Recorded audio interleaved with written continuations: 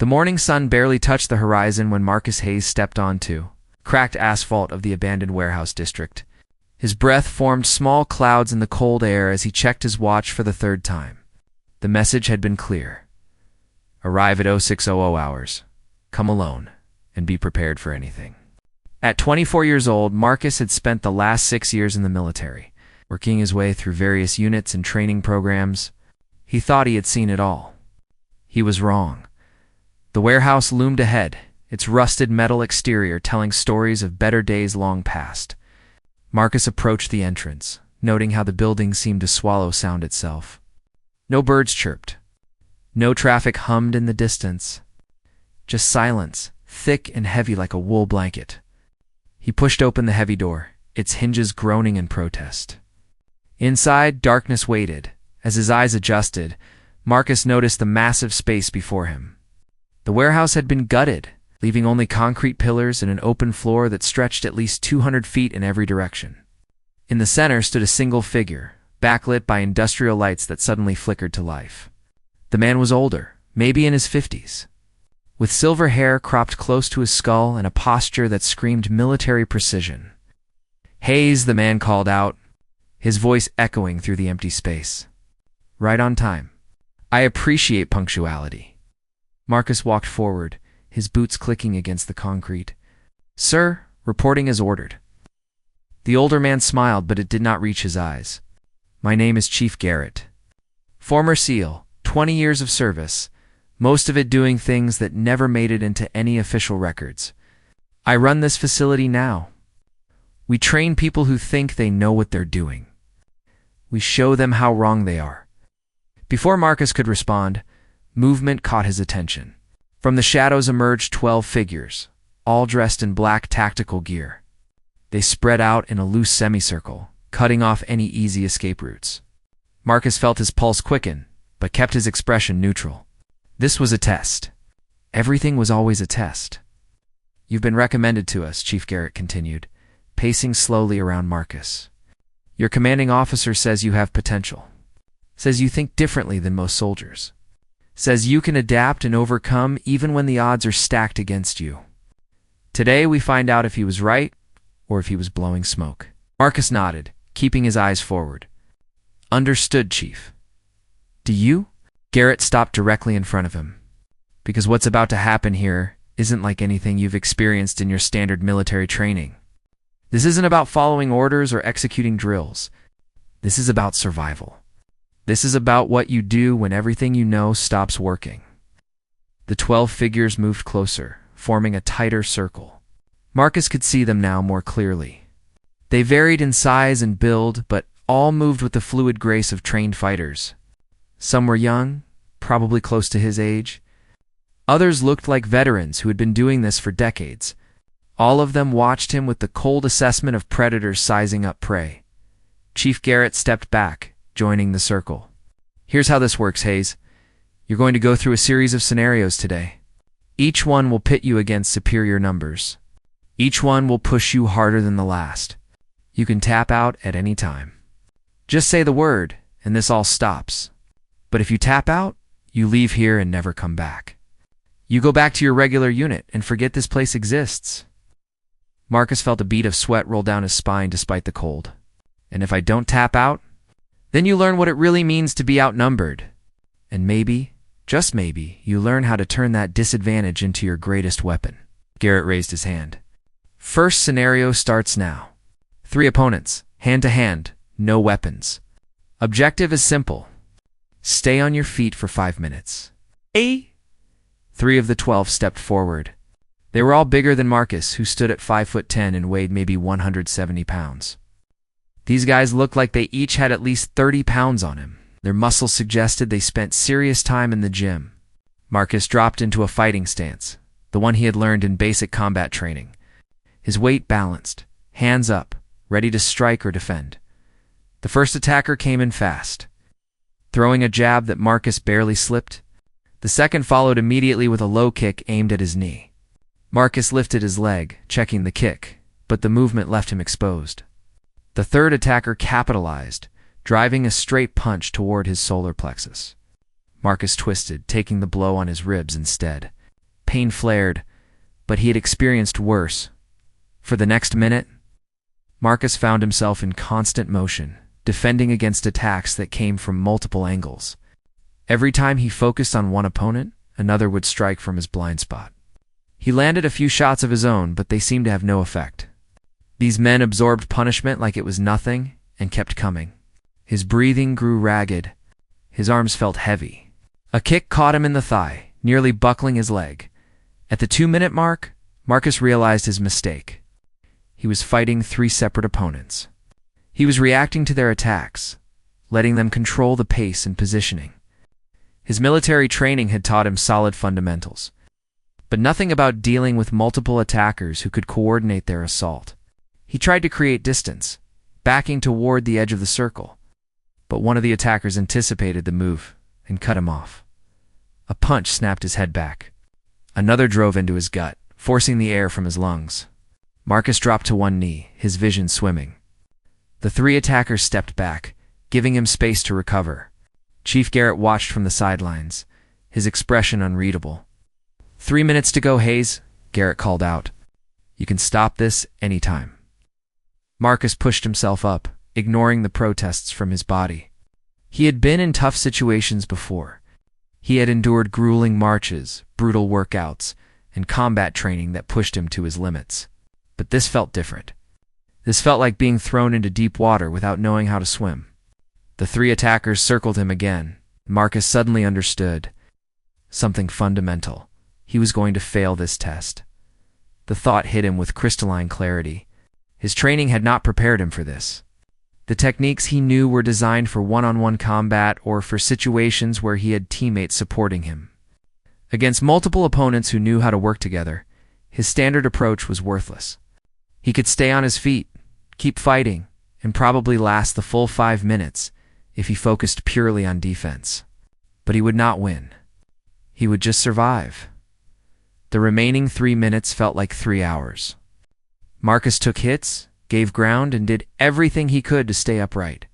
His left eye started swelling shut. His ribs screamed with every breath. Blood trickled from a split lip, but he stayed on his feet. When Garrett finally called time, Marcus was still standing, though barely. Not bad, Garrett said, walking over as the 3 attackers melted back into the group. You've got heart. You took a beating and didn't quit. That counts for something. He paused, studying Marcus with those sharp eyes. But you lost that fight. You know it, I know it, everyone here knows it. If this had been real, if those 3 had wanted to hurt you seriously, you would be in an ambulance right now. Marcus nodded, not trusting himself to speak. His jaw ached too much anyway. The question is, Garrett continued, do you know why you lost? Numbers, Marcus managed to say. 3 against 1? Wrong.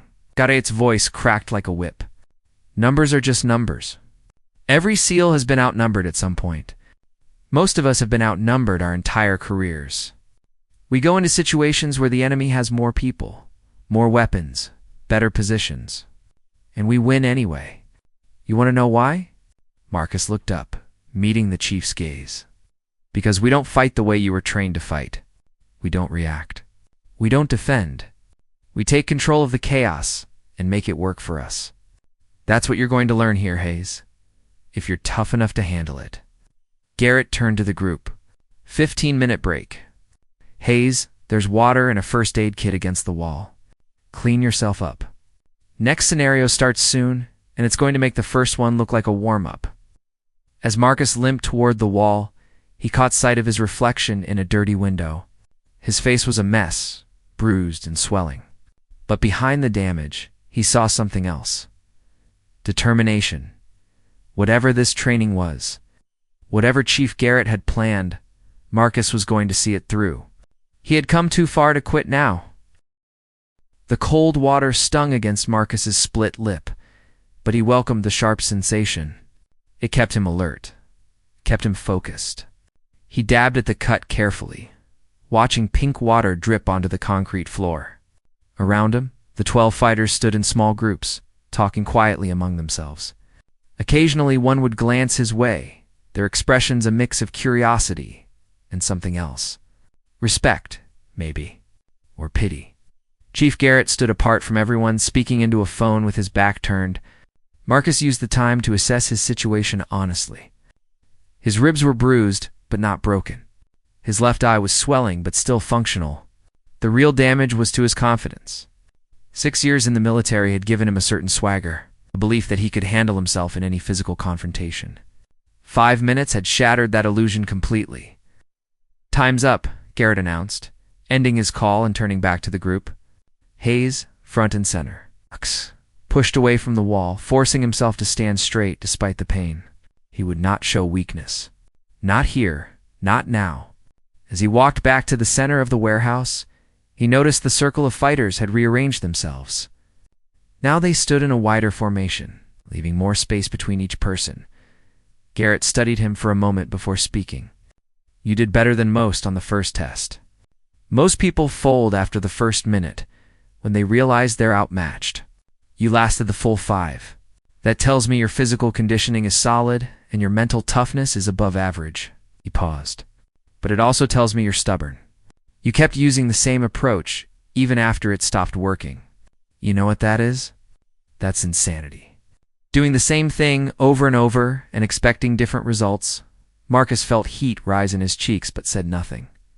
"The first lesson you need to learn here is simple," Garrett continued.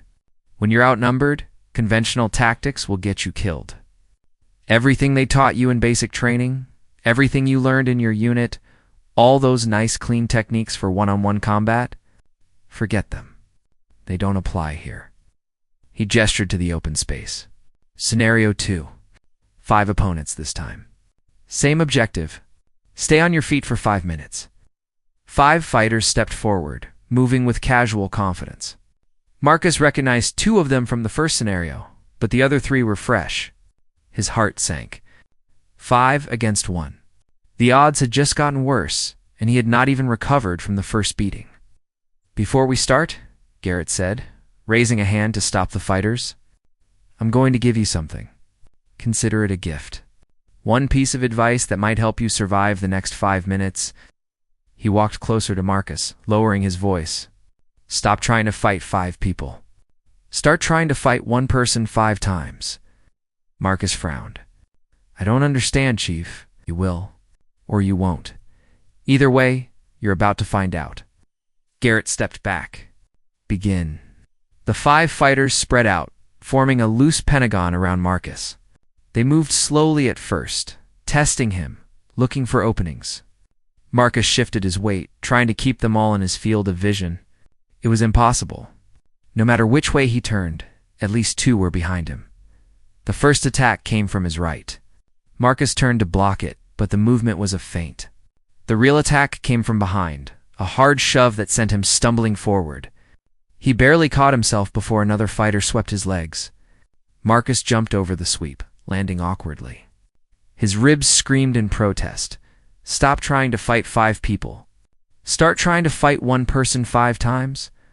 The words echoed in his mind as he dodged a combination of punches. What did Garrett mean? How could he fight one person when there were 5 surrounding him? The answer hit him as a kick nearly took his head off.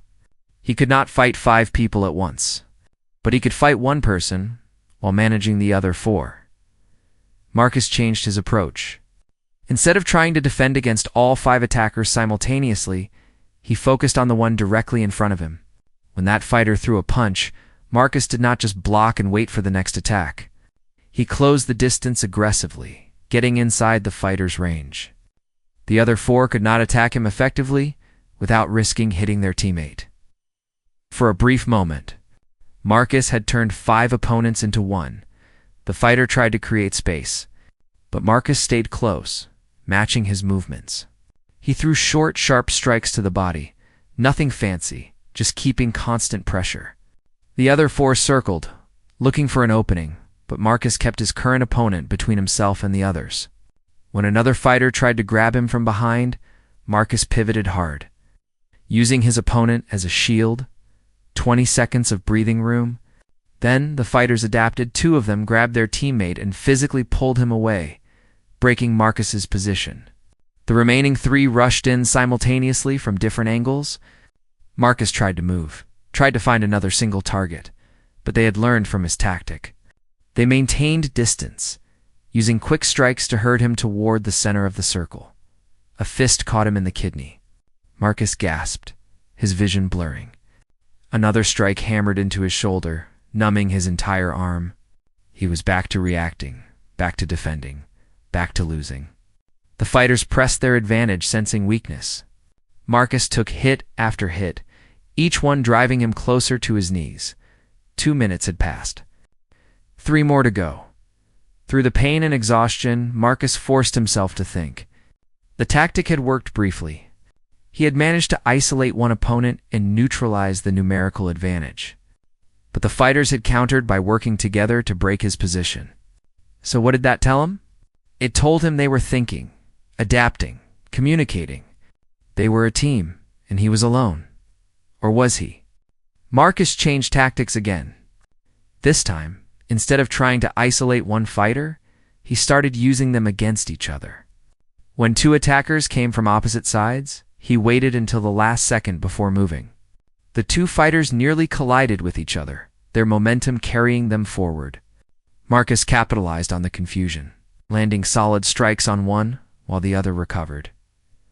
When 3 fighters tried to box him in, Marcus charged directly at the smallest one, using his body weight to bull through. The fighter stumbled back, crashing into a concrete pillar. Marcus did not stop to finish him. He kept moving, using the terrain of the warehouse to his advantage. Pillars became obstacles that broke up the group. Shadows created blind spots where he could reposition. The fighters adjusted again, spreading wider to cut off his mobility. But now Marcus understood something fundamental. This was not about winning the fight. It was about surviving the time limit. Every second he stayed on his feet was a victory. Every moment he forced them to reset their attack was a moment closer to success. At the 4-minute mark, Marcus was running on pure adrenaline. His body was a collection of aches and pains, his breathing ragged, his movements slower than at the start. But he was still standing. The fighters came at him again and again, but each time he found a way to disrupt their coordination. He used their numbers against them, forcing them into positions where they interfered with each other. When Garrett finally called time, Marcus dropped to his hands and knees, gulping air like a drowning man. His entire body shook with exhaustion. But he had done it. 5 minutes. Still on his feet at the end. Better, Garrett said, walking over. Much better. You figured out the first principle. When you're outnumbered, you turn their strength into weakness. You make them get in each other's way. You use the environment. You keep moving and never let them establish control. He looked down at Marcus with something that might have been approval. But you're still thinking too small. You're still reacting to them. Next scenario is going to teach you something different. Marcus looked up, dreading the words he knew were coming. 7 opponents, Garrett announced. But this time, we add a new element. They're armed with training knives. Rubber blades, but they hurt like hell if they connect. You get one too. Held out a training knife. Its blade colored bright red. 5 minutes. Stay on your feet and avoid getting tagged. Every hit counts as a kill in a real scenario. Try to keep that number low. Marcus took the knife with a trembling hand. 7 armed opponents. This had just gone from difficult to nearly impossible. He pushed himself to his feet, every muscle protesting. The 5 fighters he had just faced melted back into the group, and 7 new ones stepped forward. Each held a red training knife identical to his own. One more thing, Garrett added, almost as an afterthought. In this scenario, I want you to do something different. I don't want you surviving. I want you attacking. I want you to be the aggressor. You're going to find out why that matters. He stepped back. Begin. The 7 fighters advanced slowly, knives held in various grips. Marcus's military training screamed at him to defend, to protect himself, to avoid the blades, but Garrett had been clear. Be the aggressor. Attack. So Marcus did something that felt completely insane. He charged directly at the nearest fighter. The man's eyes widened in surprise. He brought his knife up defensively, but Marcus was already past his guard, driving his shoulder into the man's chest. They both went down hard. Marcus felt the sting of a training knife tag his back as he fell. One hit. But he had disrupted the formation. Rolling to his feet, Marcus slashed wildly with his own knife, not aiming for any specific target, just creating space. The fighters backed up half a step, reassessing. That half-second of hesitation was all Marcus needed. He pressed forward again, targeting a different fighter. His knife swept across the man's arm. A hit. The remaining 6 surrounded him, more cautious now. But something had shifted. Marcus was no longer prey trying to survive. He was a threat. And threats changed how people fought. A fighter lunged at him. Marcus sidestepped and countered, his blade tagging the man's ribs. 2 hits for him, 1 against. The math was still terrible, but it was better than before. He kept moving, kept attacking, kept the fighters off balance. They could not coordinate as effectively when they had to worry about his blade finding them. At the 2-minute mark, Marcus had taken 4 hits, but had landed 6 of his own. His back burned where the first knife had tagged him. His shoulder throbbed from a second hit. But he was still moving, still attacking, still forcing the fighters to react to him instead of executing their own plan.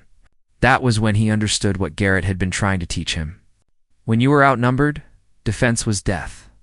Defense meant letting your opponents control the pace, choose the time and place of engagement, coordinate their attacks. But aggression, relentless forward pressure, turned the tables. It forced multiple opponents to worry about their own safety. It disrupted their ability to work as a team. The 7 fighters adapted, becoming more aggressive themselves. The remaining 3 minutes became a blur of motion, pain, and desperate violence. Marcus took hits. Lots of them. By the time Garrett called the end, Marcus had been tagged 11 times. But he had landed 15 hits of his own. More importantly, he had never stopped moving forward. He had never let them pin him down. Outstanding, Garrett said, and this time there was genuine warmth in his voice. You just learned more in 5 minutes than most soldiers learn in years. You understand now what it means to be outnumbered. It doesn't mean you're weaker. It means you have to be smarter, faster, and more aggressive than anyone has a right to expect. Marcus stood there, chest heaving, covered in sweat and marked with red streaks from the training knives. He hurt everywhere. But beneath the pain was something else. Understanding. These scenarios were not about teaching him to win impossible fights. They were about teaching him to change the nature of the fight itself. 30-minute break, Garrett announced. Get some food, hydrate, rest. Next phase starts soon, and it's going to make everything so far look easy. The protein bar tasted like cardboard, but Marcus forced himself to eat it anyway. His body needed fuel, and complaining about the flavor seemed pointless after everything else he had endured. He sat against the warehouse wall, watching the 12 fighters go through their own routines. Some stretched, others practiced techniques in slow motion, and a few simply stood still with their eyes closed. Breathing deeply, Chief Garrett had disappeared into a side office, leaving Marcus alone with his thoughts. The red marks from the training knives crisscrossed his arms and torso like a roadmap of failure. 11 hits. In a real fight, with real blades, he would be dead several times over. Yet Garrett had called his performance outstanding. The contradiction gnawed at him. A shadow fell across Marcus. He looked up to find one of the fighters standing over him, a water bottle in hand. The man was probably in his late 30s, with a scar running down his left cheek and eyes that had seen too much. First day? The man asked, his voice surprisingly gentle. Marcus nodded. That obvious? You're still conscious. Most people pass out after the knife scenario. The man sat down beside him, offering the water bottle. Name's Rodriguez. Been training here for 3 years? 3 years? Marcus took a long drink. How is that possible? I thought this was a selection course or something. Rodriguez laughed, a dry sound without much humor. This isn't selection. This is education. Chief Garrett runs this facility for one reason: to teach people what the SEALs really know. Not the stuff that makes it into movies or training manuals. The real techniques. The ones that keep you alive when everything goes wrong, and that takes 3 years. For me, it did. Some people get it faster. Some never get it at all.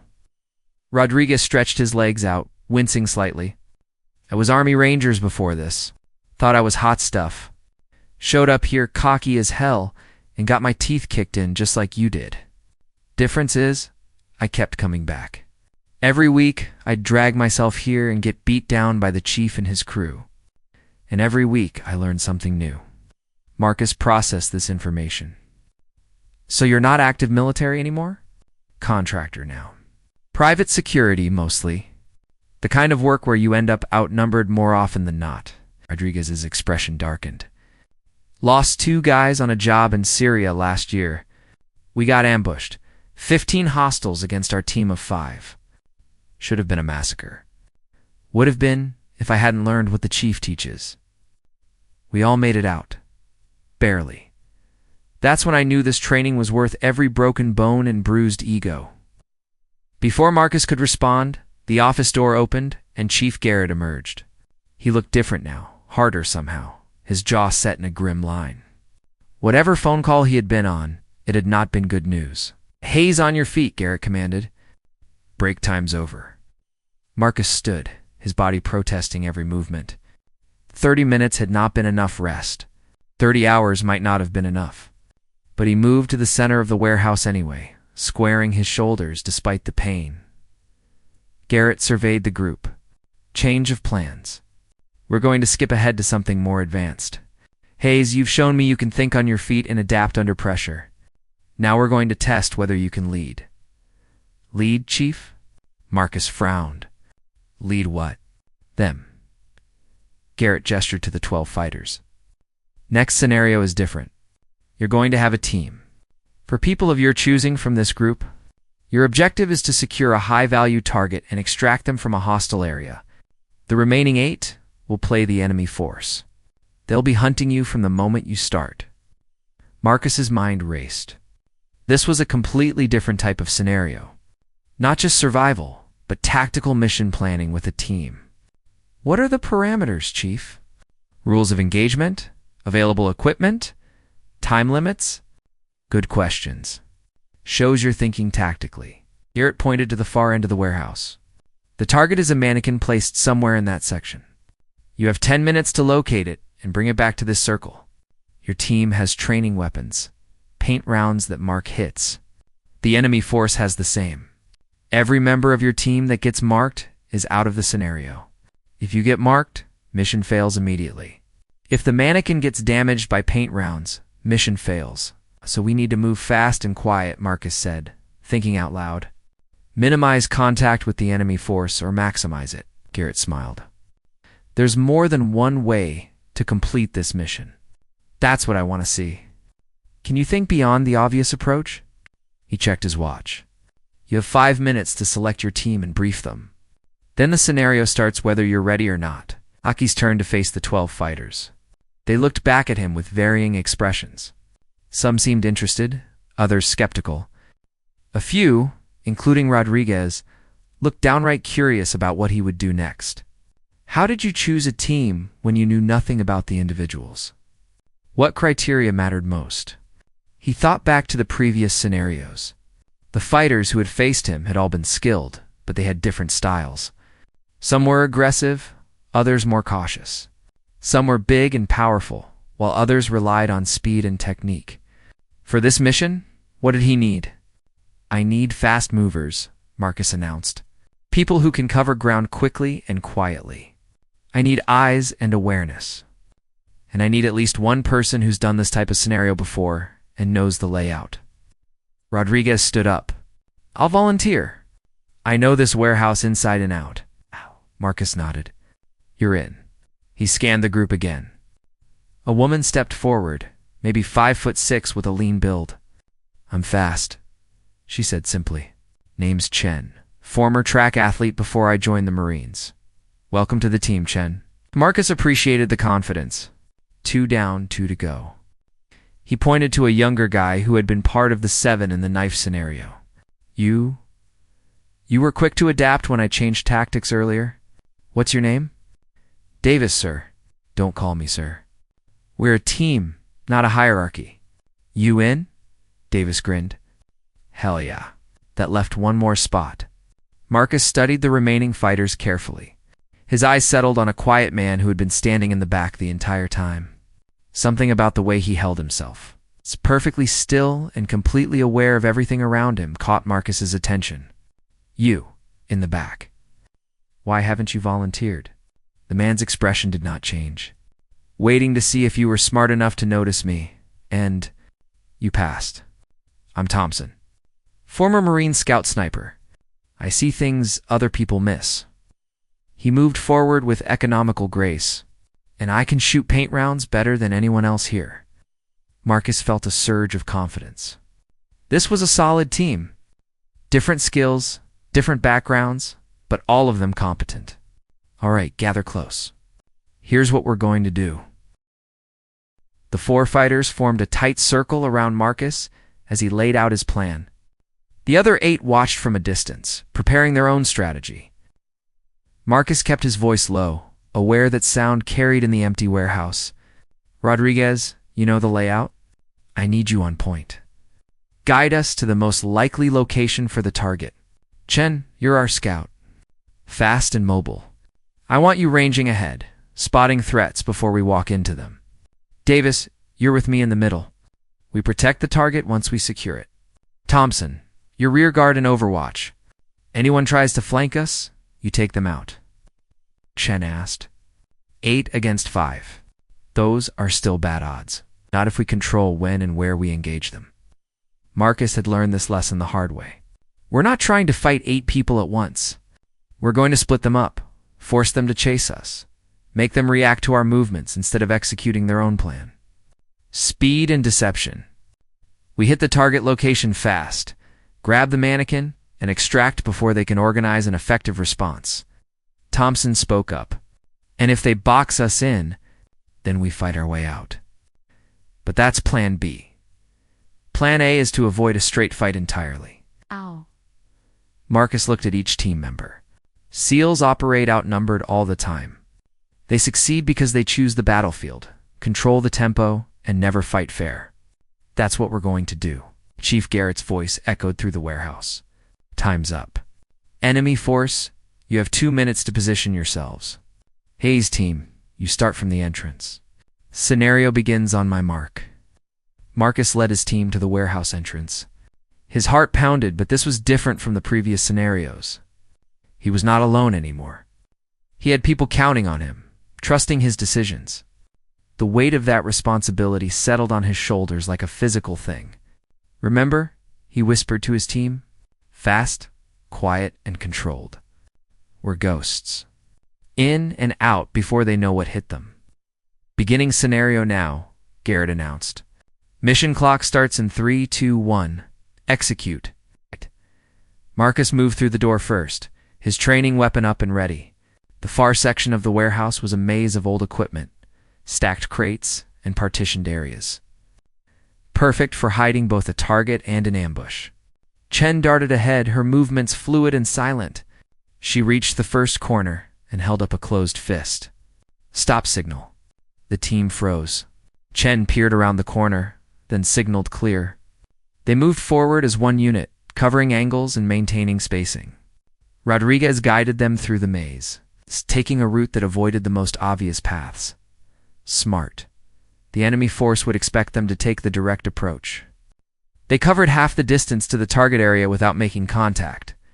Too easy, Marcus thought. The enemy had to be planning something. He tapped Rodriguez on the shoulder and made a hand signal. Rodriguez nodded understanding.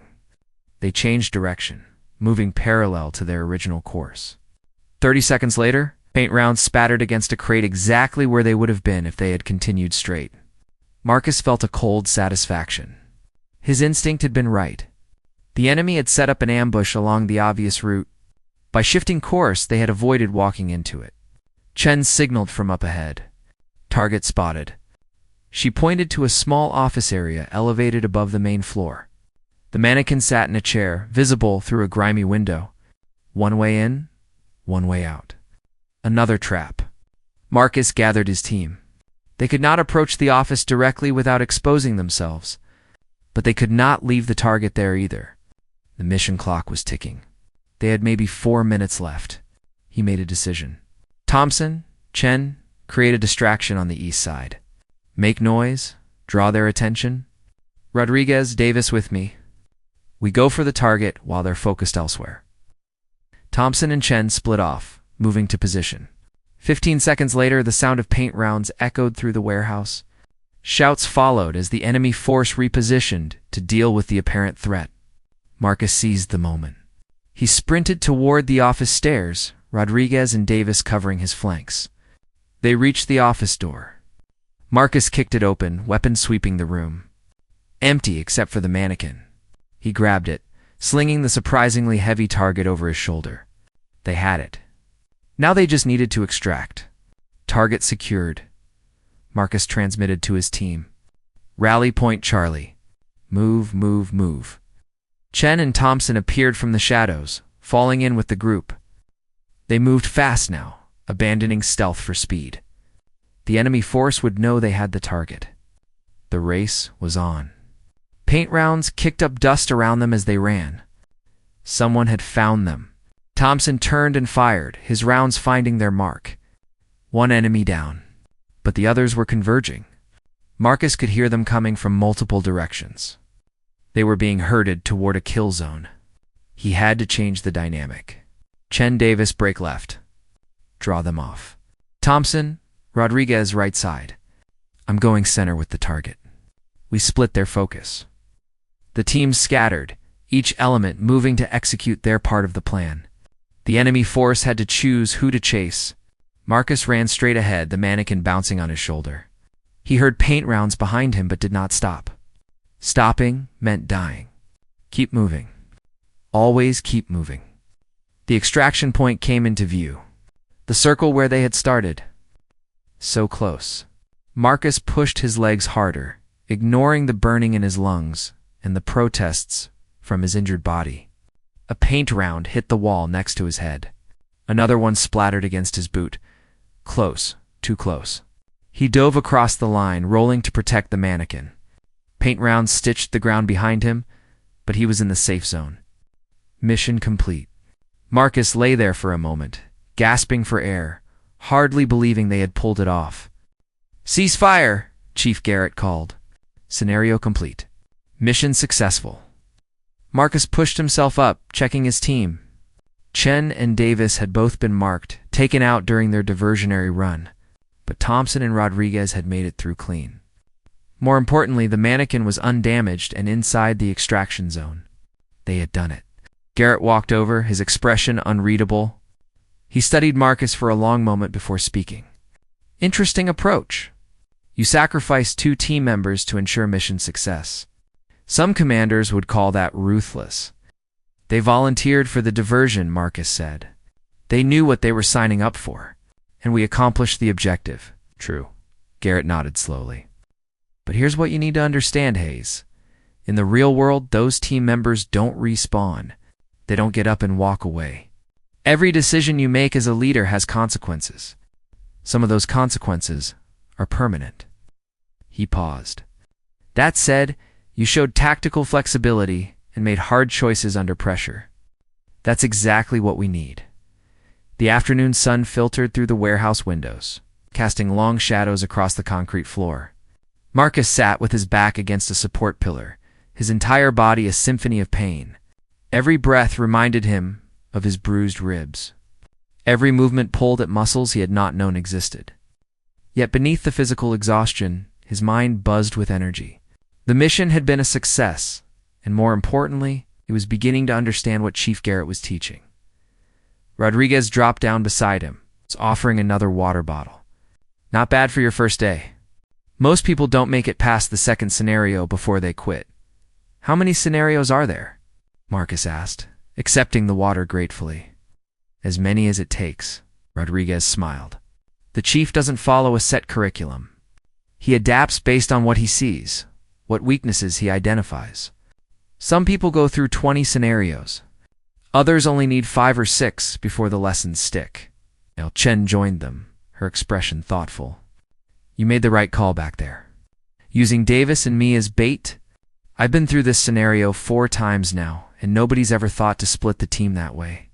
They always try to keep everyone together, and fight through to the extraction point. Seemed like the only option, Marcus said. 8 opponents with good positioning versus 5 of us carrying a heavy target. A straight fight would have failed. We needed to control how they deployed their numbers. Exactly. Chief Garrett's voice made them all look up. He stood nearby holding a tablet. You're starting to think like a SEAL, Hayes.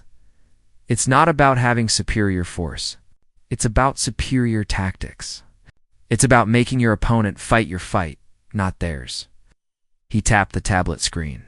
Which brings us to the next evolution. Marcus groaned internally. He had hoped for more rest time, but apparently Garrett had other plans. This next scenario is going to test something different, Garrett continued. So far today, you've learned to survive when outnumbered, to be aggressive instead of defensive, and to lead a team under pressure. Now I want to see if you can do all of that with incomplete information and changing objectives. What does that mean? Marcus pushed himself to his feet, his legs protesting. Garrett gestured to the warehouse. Real operations never go according to plan. Intelligence is wrong. Situations change. Teammates get injured. Equipment fails. The mark of a true professional is how they adapt when everything falls apart. He looked at Marcus directly. This scenario starts simple. You and 3 team members will conduct a reconnaissance mission. Locate and identify a specific target, gather information, and extract without being detected. Standard recon operation. Sounds straightforward, Marcus said, though he suspected nothing about this would be straightforward. It won't stay that way, Garrett smiled grimly. The scenario will evolve. Objectives will change. New threats will emerge. Your job is to adapt in real time and complete whatever mission requirements I throw at you. The enemy force will consist of all 11 remaining personnel, and they'll be actively hunting you from the start, 11 against 4. The odds kept getting worse. Marcus looked around at the assembled fighters. Can I pick my team? Rodriguez, Chen, and Thompson. They're already familiar with how you operate. Saves time on briefing. Garrett checked his watch. You have 15 minutes to plan. The target is a red folder placed somewhere in the warehouse. Your job is to locate it, photograph the contents without being detected, and return the folder to its original location. If the enemy force spots you, they'll pursue. If they capture the folder, mission fails. If any of your team gets tagged, that person is out. If you get tagged, mission fails immediately. Marcus nodded, his mind already racing through possibilities. A stealth mission while outnumbered nearly 3 to 1. They would need perfect coordination, constant awareness, and probably a lot of luck, Garrett continued. One more thing. You'll each have an earpiece for team communication. But here's the catch. The enemy force can hear everything you say. Any communication gives away your position. Thompson whistled low. That's brutal, Chief. War is brutal. Learn to operate under brutal conditions, or don't operate at all. Garrett walked away, leaving the 4 of them to plan. Marcus gathered his team in a quiet corner. They huddled close, speaking in whispers, even though the scenario had not started yet. All right, here's what we know. We need to find a red folder, photograph it, and return it. We're outnumbered, and any communication gets us caught. Thoughts? We need a communication system that doesn't rely on voices, Chen said immediately. Hand signals work for a line of sight, but if we split up, we're operating blind. Rodriguez nodded. We could use the earpieces for quick clicks. 1 click for clear, 2 for enemy spotted, 3 for emergency. Keep actual talking to absolute minimum. Good. Marcus appreciated the quick thinking. What about search pattern? This warehouse is huge. We could spend the entire time limit just looking for the folder, Thompson spoke up. Chief said it's a red folder. That's specific. He wants us to find it, which means it won't be completely hidden. It'll be visible if we're in the right area. Question is, where would someone hide something in plain sight? Somewhere elevated, Chen suggested. The office areas, the catwalks, somewhere with good sight lines. That way the enemy force can watch it and respond if we approach. Marcus considered this. It made sense tactically. The folder would be bait, drawing them into a kill zone. So we need to scout those areas first, but carefully. If the enemy is watching the folder, they're probably positioned nearby. We could walk right into an ambush, unless we create a diversion, Rodriguez said. Same play as before. Draw them away from the objective. They'll expect that now. Marcus shook his head. We used that tactic in the last scenario. Garrett will have briefed the enemy force. They'll be ready for it. He thought for a moment, then made a decision. We do the opposite. We move as one unit, silent and slow. We clear each area methodically. It'll take longer, but it reduces the chance of walking into an ambush. And if they spot us, Thompson asked, then we adapt. That's what this whole scenario is about, right? Adapting to changing conditions. Marcus looked at each team member. Stay close. Stay quiet. Stay alert. We watch each other's backs. Nobody goes alone. The 15 minutes passed quickly. Garrett assembled both teams at opposite ends of the warehouse. The enemy force spread out, taking positions throughout the building. Marcus could see them moving like shadows, disappearing into the maze of equipment and storage areas. His team stood together at the entrance, weapons ready, earpieces in place. Scenario begins now, Garrett announced. Enemy force is active. Good hunting. Marcus led his team into the warehouse, moving in a tight diamond formation. He took point, with Chen and Rodriguez on his flanks and Thompson watching their rear. They moved slowly, checking every corner and shadow before advancing. The silence was oppressive, broken only by their careful footsteps and controlled breathing. 5 minutes in, they had cleared a quarter of the warehouse without spotting either the folder or the enemy. Marcus clicked his earpiece once. Clear. The others responded in kind. The simple communication system worked, but it also highlighted how isolated they were. No verbal coordination meant relying entirely on hand signals and trust. Chen spotted something and held up a fist. The team stopped. She pointed upward. There on a catwalk about 20 feet above them, Marcus could make out a flash of red. The folder. But was it the real objective or a decoy? And more importantly, where was the enemy? Marcus signaled Rodriguez to circle left, Thompson to circle right. They would approach the catwalk stairs from multiple angles, making it harder for the enemy to ambush all of them at once. Chen stayed with Marcus, moving toward the center stairs. They were halfway up when Marcus felt it. That sixth sense that comes from years of training, the one that screams danger even when you cannot see it. He stopped, holding up a closed fist. The team froze. Marcus scanned the area above them, looking for any sign of the enemy. There, a shadow that did not quite match the others. A slight movement that could have been wind but probably was not.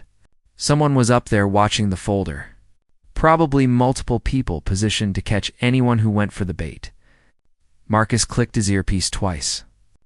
Enemy spotted. He pointed to the shadow, then made a gesture indicating they should back down the stairs. His team responded immediately, retreating as silently as they had advanced.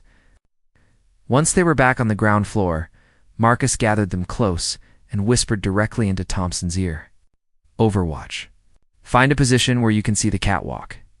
One shot, if you get it. Thompson nodded and melted into the shadows. Marcus turned to Chen and Rodriguez. He pointed to himself, then to the stairs. They understood. He was going up alone while they covered the flanks. If the enemy engaged, Thompson would have a clear shot and Chen and Rodriguez could provide suppressive fire. Marcus began climbing the stairs again, moving even slower than before. Each step was placed with agonizing care, testing the metal for squeaks or vibrations before committing his weight. The climb took 3 minutes, though it felt like 3 hours. His heart hammered in his chest, and sweat dripped down his back despite the cool air. He reached the top of the stairs and paused. The catwalk stretched before him, a narrow metal walkway with the red folder sitting on a crate about 15 feet away. Too easy. Way too easy. Marcus studied the setup, looking for the trap. Then he saw it. A thin wire, almost invisible in the dim light, stretched across the catwalk at ankle height. A tripwire. Stepping over it carefully, Marcus approached the folder. He could feel eyes on him, knew that someone was watching, probably had a paint gun aimed at his head right now. But they had not fired yet. Why? Because Garrett had said the objective was to photograph the contents without being detected. If they shot him now, they would reveal their positions. They were waiting to see what he would do. Marcus reached the folder and opened it slowly. Inside were several photographs and what looked like mission briefing documents. He pulled out his phone and quickly snapped pictures of each page. The whole process took maybe 30 seconds, but it felt like an eternity. He closed the folder, returned it to its exact position, and began backing toward the stairs. That was when everything went wrong. A sharp crack echoed through the warehouse, and paint splattered across the crate where the folder sat. Someone had fired, but not at Marcus. They had fired at the folder itself, trying to damage it and cause the mission to fail. Marcus reacted on instinct, diving forward to shield the folder with his body. Paint rounds stitched across his back. He had been hit. Mission failed. Except it had not. Garrett's whistle cut through the air. Freeze. Hold positions. The chief walked onto the catwalk, examining the scene. He looked at Marcus, still covering the folder with his body, then at the paint marks. A slow smile crossed his face. Interesting.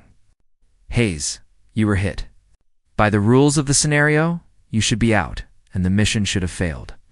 Marcus stayed where he was, breathing hard. Yes, Chief. But you protected the objective. The folder is undamaged. Garrett picked it up, examining it closely. And according to the mission parameters, returning the folder to its location was part of the objective. You did that before you were hit. He looked at the enemy force members emerging from hiding. Who fired the shot at the folder? One of the fighters raised his hand. I did, Chief. Figured if we couldn't tag Hayes, we could at least fail the mission by destroying the objective. Creative thinking, Garrett acknowledged. But also a violation of the scenario rules. I never said you could damage the folder. Your job was to prevent Hayes from completing his objective, not to destroy the objective itself. He turned back to Marcus. Get up, Hayes. Mission is still active. Marcus stood carefully, his back covered in paint. Chief, I was tagged. Doesn't that mean mission failure? Normally, yes. But I'm changing the parameters. Consider this the evolution I mentioned. You're injured now. Your team needs to extract you while still completing the mission. The folder has been photographed, but now you need to get back to the start point with all team members intact. That includes you, even though you're injured. Garrett raised his voice so everyone could hear. New objective. Hayes' team must extract to the entrance with all personnel. Enemy force, you're authorized to pursue and engage. Hayes, you move at half speed to simulate your injury. If any more of your team gets tagged, they're out. If you don't make it to the extraction point in the next 5 minutes, mission fails. Timer starts now. Marcus clicked his earpiece 3 times. Emergency.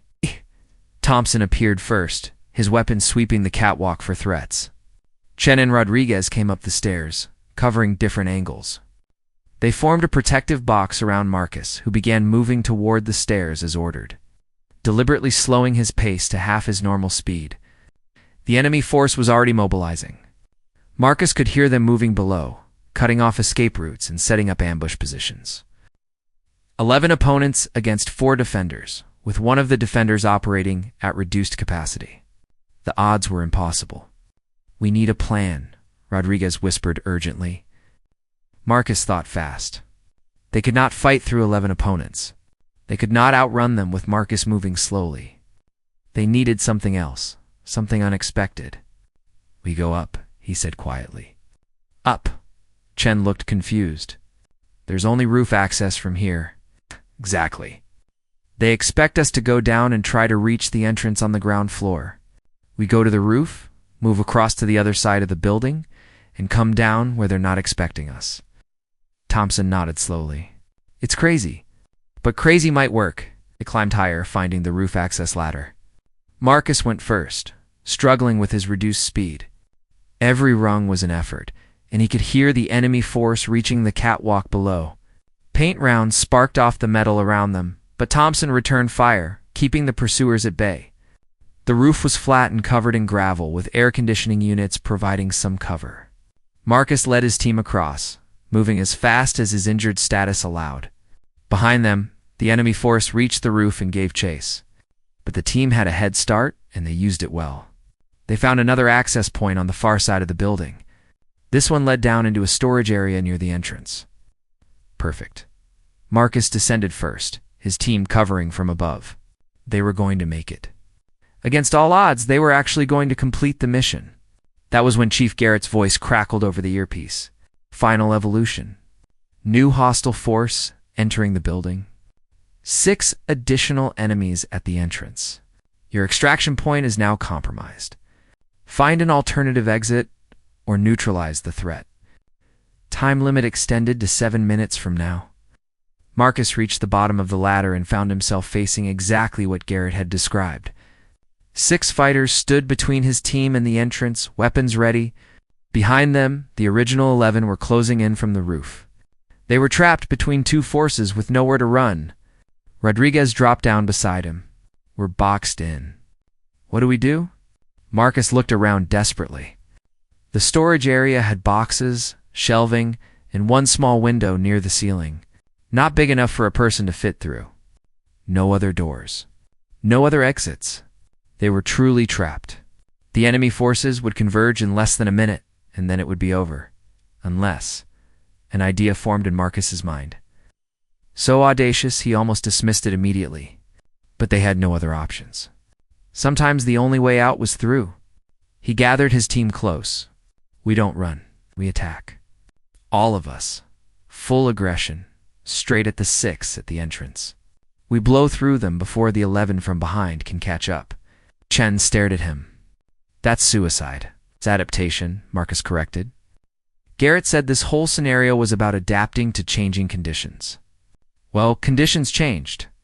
Our careful approach won't work anymore. So we do what SEALs do when they're outnumbered and out of options. We become the most dangerous thing in the room. He could see the decision forming on their faces. The moment when training and trust overcame natural fear. They were going to follow him, even though the plan sounded insane. Because sometimes insane was all you had left. On my mark, Marcus said, raising his weapon. 3, 2, 1, go. The 4 of them burst from cover, charging directly at the 6 fighters blocking the entrance. Paint rounds flew in both directions, filling the air with color and chaos.